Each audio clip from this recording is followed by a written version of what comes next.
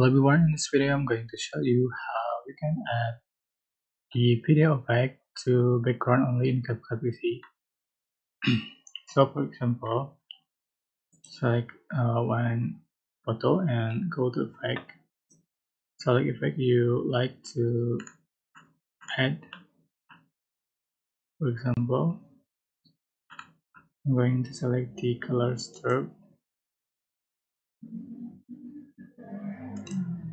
Just download it and add to the track.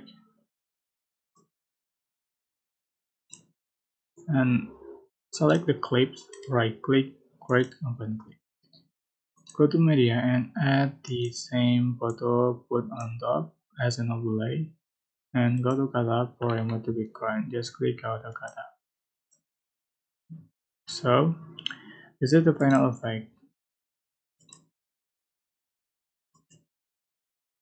That's how you can add the effect to background only. I hope this tutorial was helpful for you. Don't forget to like, comment, share, and also subscribe. Thank you so much for watching.